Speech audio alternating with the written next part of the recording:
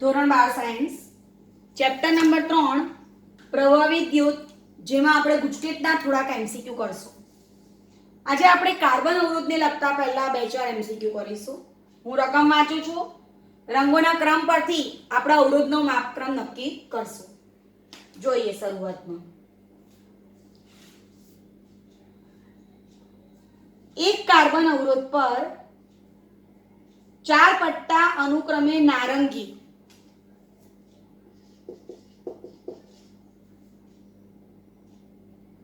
લીલો, ગોલ્ડન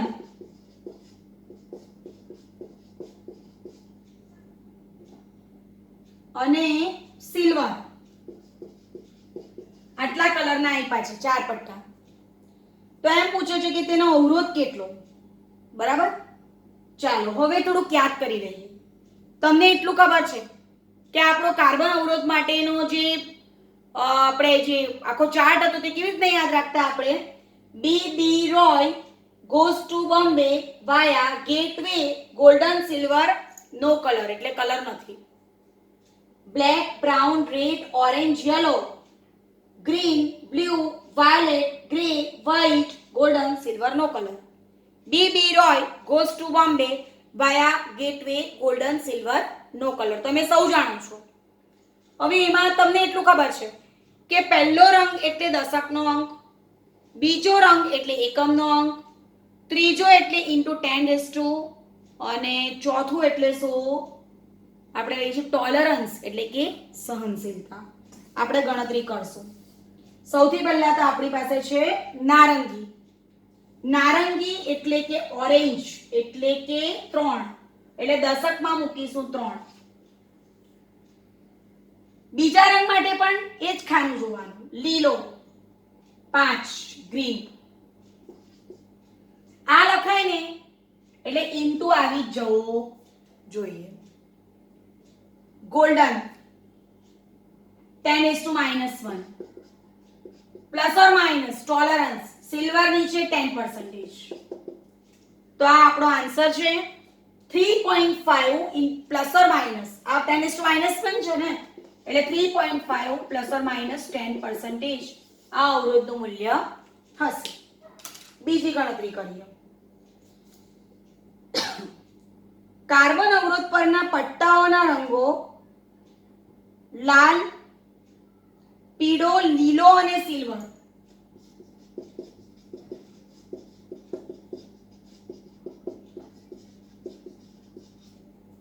લાલ એટલે રેડ એટલે 2, પીળો એટલે યલો એટલે કે 4.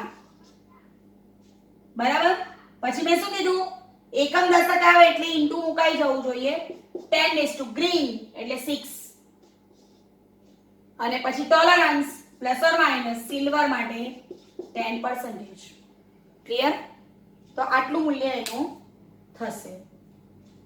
10 ગ્રીન છે એટલે 10 5. ત્યાર પછી નીચેનામાંથી કોનો તાપમાન ગુણાંક ઋણ છે? આપણે ચર્ચા કરી ગયા છે. અવરોધકતાનો તાપમાન ગુણાંક ધાતુ માટે ધન હોય અને અર્ધવાહક રચના માટે ઋણ હોય. બરાબર, તો નીચેનામાંથી કોનો તાપમાન ગુણાંક ઋણ છે? કાર્બન, Fe, Mn અને Ag. તો કાર્બન માટે. બરાબર. સુપરકન્ડક્ટરની ચુંબકીય સસેપ્ટિબિલિટીનું મૂલ્ય કેટલું? તો તે ઋણ છે, આપણે જાણીએ છીએ. બરાબર, ચાલો હવે ગણતરી વાળો ફરી કરશું. કયા તાપમાને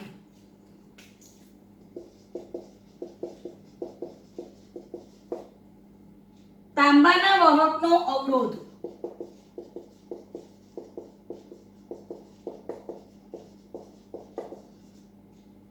તેના 0 ડિગ્રી સેલ્સિયસ તાપમાનના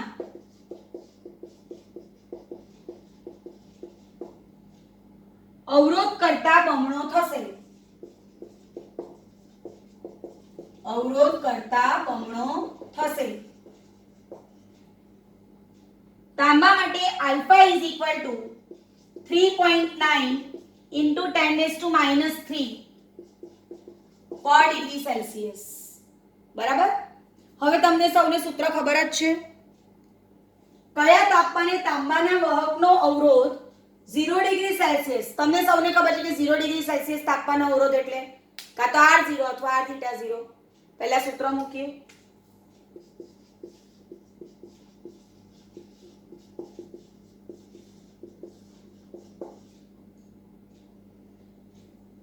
સંદર્ભ તાપમાન 0 છે એટલે અહીંયા હું 0 મૂકીશ. 0 ડિગ્રી સેલ્સિયસ તાપમાન માટે R θ 0 હું R લઉં છું. વાક્ય રચના વાંચો. કયા તાપમાને તાંબાના વહકનો અવરોધ 0 ડિગ્રી સેલ્સિયસ તાપમાનના અવરોધ કરતા બમણો થશે. એટલે R θ શું છે? 2R છે, પહેલા કરતા બમણું. 2R R કૌંસમાં 1 પ્લસ આલ્ફા થીટા માઈનસ 0 એટલે કે theta. R cancel. 2 1 plus alpha theta બરાબર. 2 minus 1 1 alpha theta. Theta 1 upon alpha. Alpha નો વ્યસ્ત લઈશું 3.9 * 10⁻³ 10⁻³ ઉપર જાય એટલે 1000 ભાગ્યા 3.9. ગણતરી કરશું.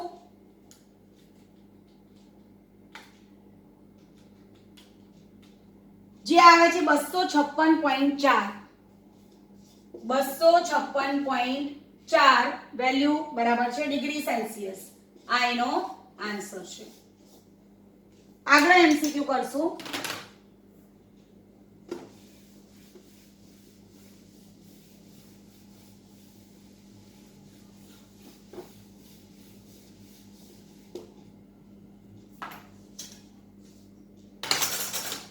ડિગ્રી સેલ્સિયસ તાપમાને બે જુદા જુદા વહકના અવરોધો સમાન છે.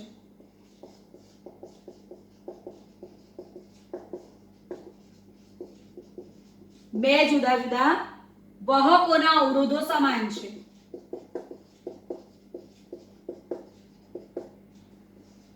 સમાન છે એટલે R1 R2 એમ તમને કહેવા માંગે છે.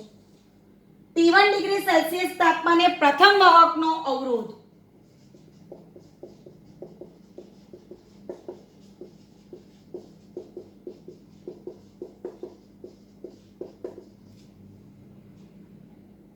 બરાબર T2 ડિગ્રી સેલ્સિયસ તાપમાને બીજા વાહકનો અવરોધ છે.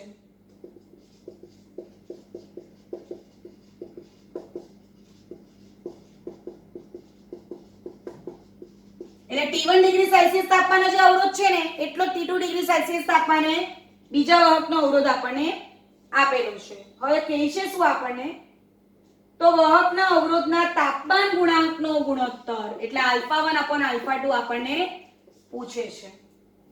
બેઝિક ઇક્વેશન પહેલા મૂકી દઈએ આપણે.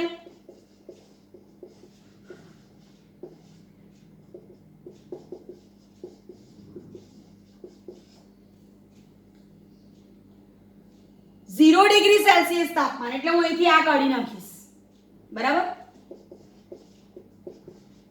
અને r θ 0 લો કે r0 લો કોઈ ફેર નહીં પડે કારણ કે r θ 0 આપણને 0 આપ્યું છે ને અહીંયા હર્યું.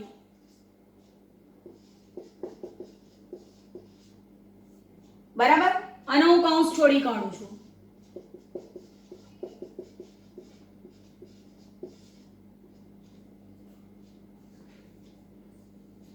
T1 ડિગ્રી સેલ્સિયસ તાપમાને પ્રથમ વાહકનો અવરોધ એટલે અહીંયા આપણને પહેલી પરિસ્થિતિમાં શું આપ્યું છે તાપમાન T1 એટલે અહીંયા હું T1 લખીશ. થીટાની જગ્યાએ T1 લખીશું એટલે સમીકરણ કયું બનશે આપણું R1 લખું તો R1 R01 plus R01 alpha1 T1 અને R2 R02 plus R02 alpha2 T2 બંને સરખા છે ને કીધું છે આપણને. T1 ડિગ્રી સેલ્સિયસ તાપમાનનો અવરોધ T2 નો અવરોધ એટલે R1 R2. બીજું કંઈક આપણને આપ્યું છે તો તે આપણને આપ્યું નથી પણ રકમ વાંચીએ આપણે 0 ડિગ્રી સેલ્સિયસ તાપમાને બે જુદા જુદા વાહકના અવરોધો સમાન છે એટલે R01 R02 પણ આપેલું જ છે. બંનેના ગુણોત્તર લઈએ. આ બંને બી સેમ છે અહીંયાથી R01 કોમન હતા તો 1 બરાબર હતા.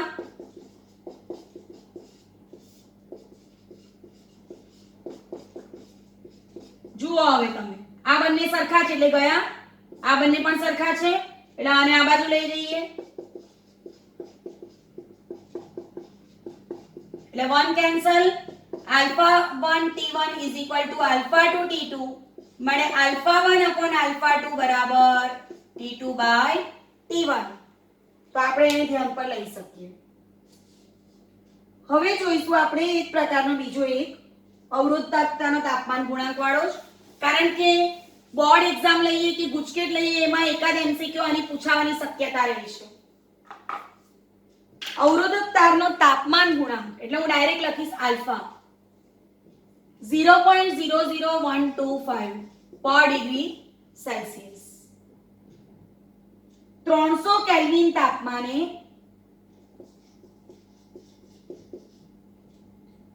અવરોધ 1 ઓહ્મ હોય એટલે આ 27 ડિગ્રી સેલ્સિયસ. તમે જોઈ શકો છો કે આ સેલ્સિયસમાં એટલે મેં આને સેલ્સિયસમાં કન્વર્ટ કર્યું. 300 કેલ્વિન તાપમાને અવરોધ છે 1 ઓહ્મ એટલે આને હું કહીશ T તાપમાનનો અવરોધ એટલે RT 1 ઓહ્મ. તો ખાલી જગ્યા તાપમાને અવરોધ થશે એનો 2 ઓહ્મ. આ T1 ખાલી જગ્યા તાપમાને અવરોધ થશે 2 ઓહ્મ. હવે કઈ પરિસ્થિતિ આપણને આપી છે. તો વિદ્યાર્થી મિત્રો r θ બરાબર r θ 0 * 1 + આલ્ફા θ - θ 0 નો ઉપયોગ કરી શકીએ આપણે. કિંમત મૂકીશું એટલે આપણને એનો આન્સર મળી જશે જે લગભગ આવશે 854 ડિગ્રી સેલ્સિયસ કેલ્વિનમાં. એને રીત માંગેલો છે આપણને. ગણતરી કરવી હોય તો આપણે કરી શકીએ. પહેલું તાપમાન છે 27 એટલે R27 is equal to R0 * 1 + alpha અને પછી t ની વેલ્યુ શું છે 27 બરાબર. અને આ R27 શું છે? આ T1 એટલે શું? તો R27 જ છે ને 1 ohm. 1 is equal to R0 * 1 plus 0.00125 into 27. સમીકરણ નંબર 1. હવે બીજો અવરોધ છે 2 is equal to શું લખીશું R0 into 1 plus 0.00125 into T જે આપણે શોધવાનું છે. હવે આપણે ગુણોત્તર લઈએ 2 ભાગ્યા 1 અથવા 1 ભાગ્યા 2. તો 2/1 is equal to તમે ગુણોત્તર કઈ દે લેશો R0 ઉડી જશે 1 plus 0.00125 T 1 plus 0.00125 into 27 બરાબર. અને આલ્ફા આપણે રહેવા દે તો ચાલતે 2/1 is equal to 1 plus alpha T upon 1 plus 27 alpha. ગુણાકાર કરીએ 2 into 1 plus 27 alpha બરાબર 1 plus alpha T એટલે 2 plus 27 * 54 alpha બરાબર 1 plus alpha T.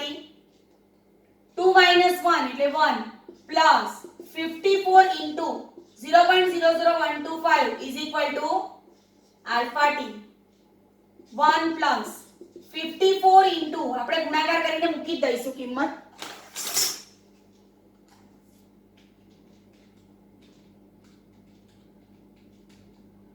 0.0675 divided by alpha is equal to T.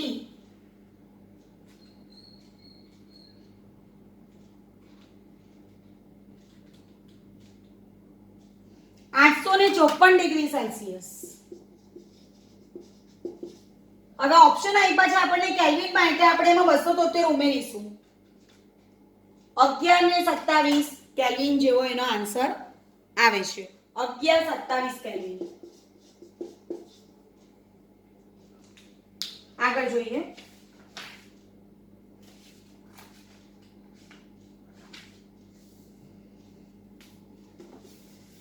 બીજી એક રીત તરફ જઈશું.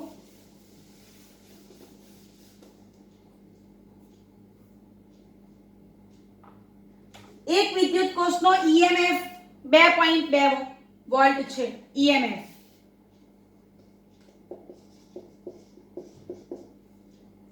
તેની સાથે 5 ઓહ્મનો અવરોધ જોડતા કોષનો ટર્મિનલ વોલ્ટેજ 1.8 થાય છે. ટર્મિનલ વોલ્ટેજ એટલે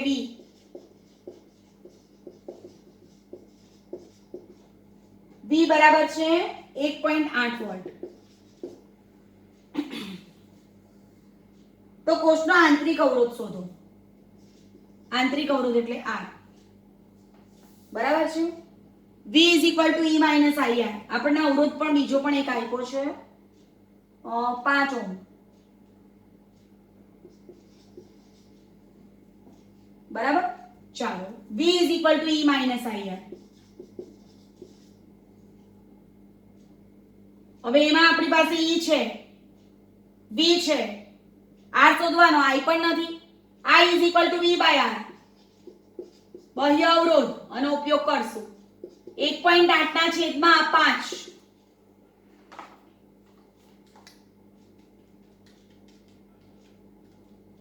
0.36 એમ્પિયર. 0.36 એમ્પિયર એટલે જોજો આને આપણે આમ ખેંચી લઈએ. IR = E - V એટલે R = E - V/I. E ની કિંમત શું છે 2.2 EMF, V ની કિંમત 1.8 અને I ની કિંમત 0.36. ગણતરી કરીએ આપણે.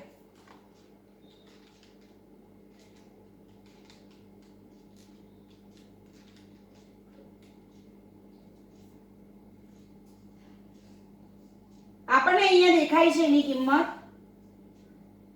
1.11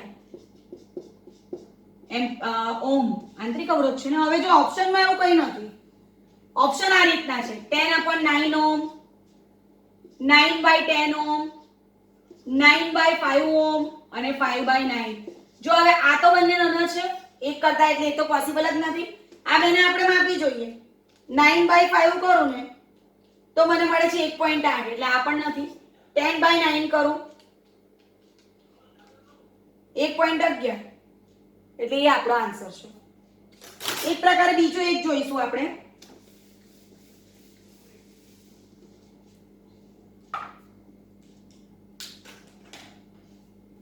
કોઈ વિદ્યુત કોષના ધ્રુવો સાથે 2 ઓહ્મનો અવરોધ જોડતા કોઈ વિદ્યુત કોષના ધ્રુવો સાથે 2 ઓહ્મનો અવરોધ જોડતા વિદ્યુત પ્રવાહ 0.5 એમ્પિયર મળે. પણ 5 ઓહ્મનો અવરોધ જોડતા EMF 1.5 વોલ્ટ મળે.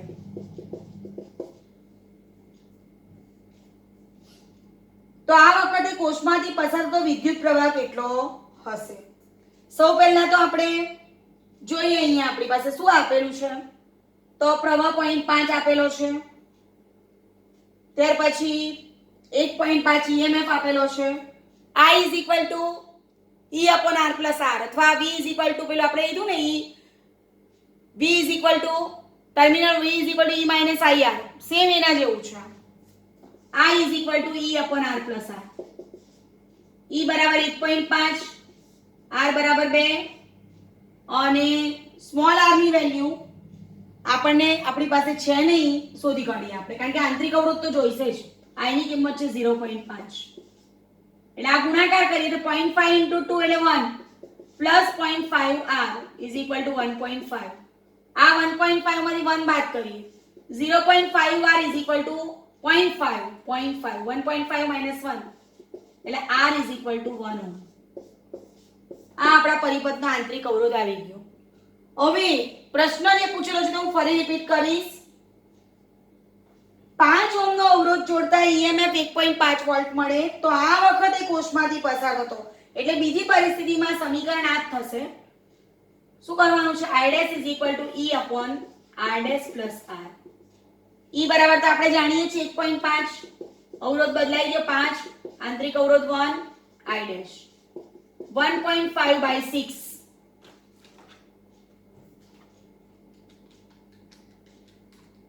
0.25 એમ્પિયર. આ એમાંથી પસાર થતો પ્રવાહ આપણને મળી જશે. આગળ જોઈશું.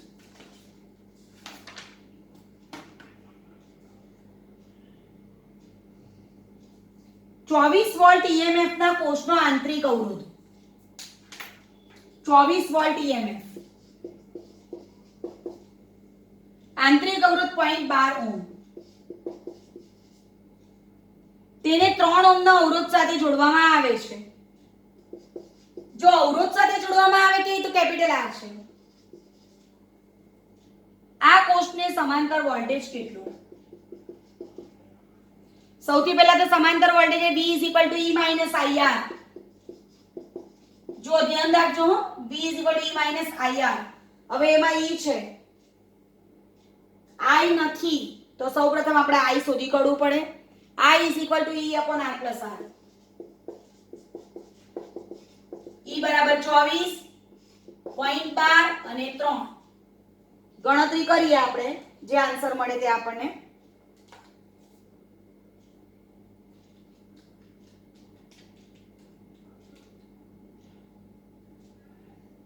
ચોવીસ ભાગ્યા 3.12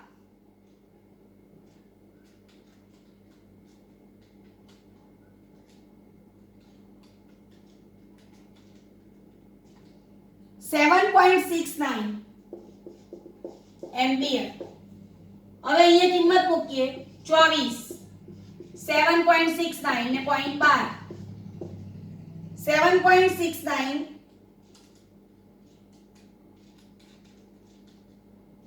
into 0.12, 0.9228. 24 માંથી બાદ કરીએ,